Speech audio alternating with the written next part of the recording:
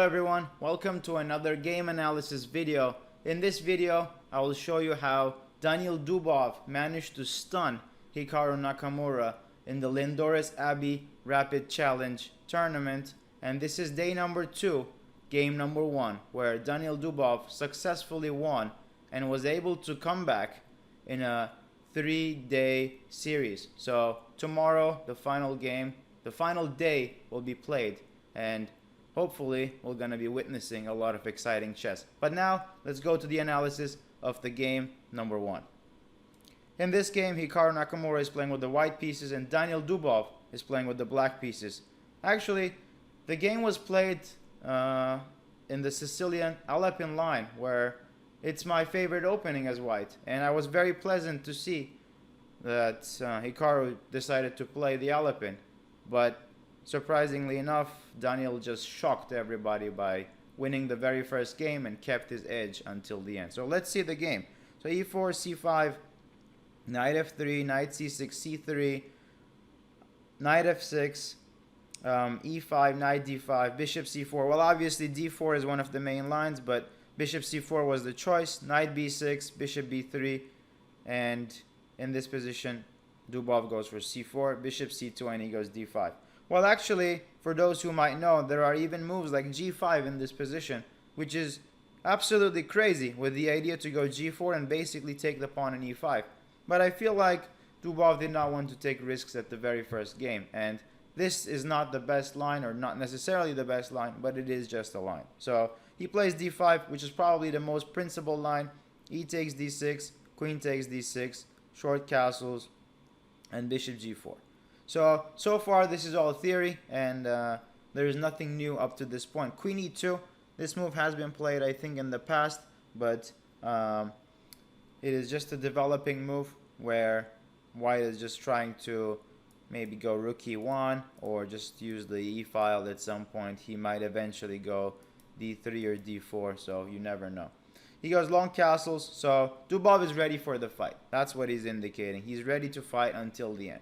Knight a3, white's hitting the pawn on c4, queen e6, defending the pawn, as well as offering a queen trade, queen takes, bishop takes, and b3.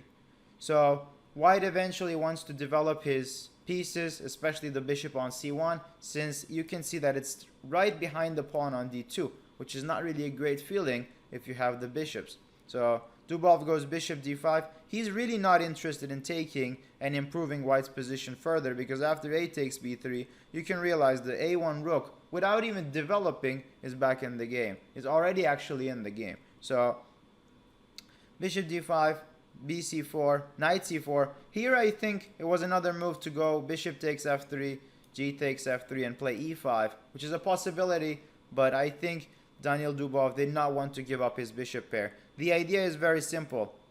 Black wants to capture on a3, and after bishop takes a3, he can collect the pawn on d2 with the rook, or go knight takes c4.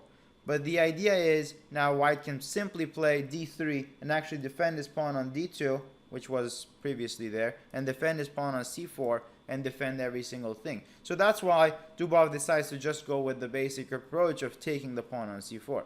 Knight takes c4, bishop takes c4, attacking the rook, rook e1, and here he goes bishop d3. I really like this move, because the point is that he's trying to play against the bishop on c1 by trading the other bishop, the other pair of bishops. And after the trades, you can now easily see that the bishop on c1 is locked behind the pawn. Well, obviously, Hikaru tries to solve this by playing rook e3, which might not be the best move, but his idea is very clear. He really wants to get this bishop out. I was actually surprised that he did not go for d4. But after d4, even if you do that, black can simply play e6 and go bishop d6 or bishop e7 perhaps, and maybe rook d8, and actually have a very pleasant position. There are ideas with knight a5, knight c4, and the weakness is not necessarily weakness, but the color of the bishop does not really match the pawn. So this is better for black slightly, but not really crazy. So it's an advantage. Bishop a3 was played, and here Dubov plays the move e5, which I actually find it very nice, because after the trade of the bishops,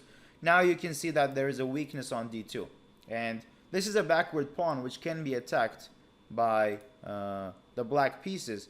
And here I do think that Hikaru had to go for knight takes e5, and then after the bunch of trades, g3 and something like this, and try to hold on the rook endgame. Instead, he plays this move h4, but after this move f6, now the weakness of the d2 pawn is going to be very, very significant, because it is just a backward pawn, and black can easily go like rook d8, maybe rook d3 at some point, knight a5, knight c4. I mean, there are so many ideas to improve black's position, whereas white is kind of tied down to the weak d2 pawn, because that's kind of like the backbone of the white's position. So Hikaru goes h5, rook d8, king f1, b6, why not?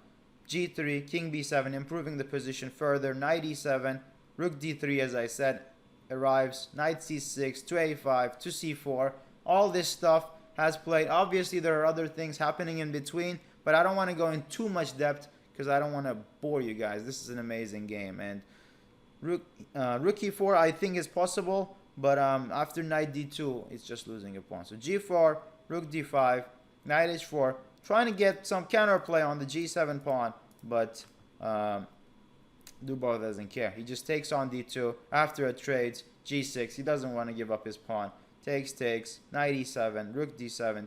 If you take here, I can easily go like rook g7, and after you move the knight, I take on g4 with a totally winning position. So knight g8, attacking f6, f5, gf5, gf5, threatening rook g7 check to win the knight.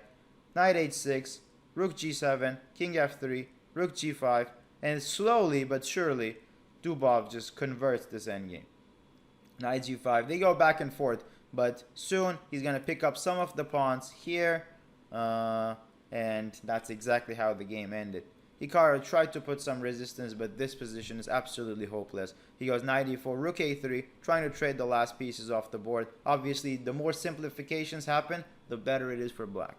So rook takes a4, king f5, b5, and black is up so many pawns that there is no way Hikaru can save this game. And eventually, it was enough. After rook c5, Hikaru decided to resign. Actually, I think after knight c3 he resigned, because rook c5 is just coming, and there is absolutely no way of defending this position, because the b pawn is just going to be a killer.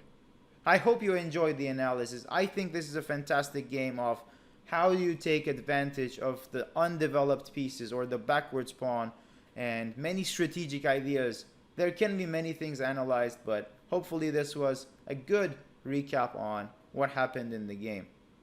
If you liked the video, please give it a thumbs up. Please subscribe to my YouTube channel. There will be more content coming in. And before you go, comment down below on who do you think is going to win the match tomorrow, because it's the final day, day number 3, and there is no way back. So stay tuned for that, and I'll see you in another video.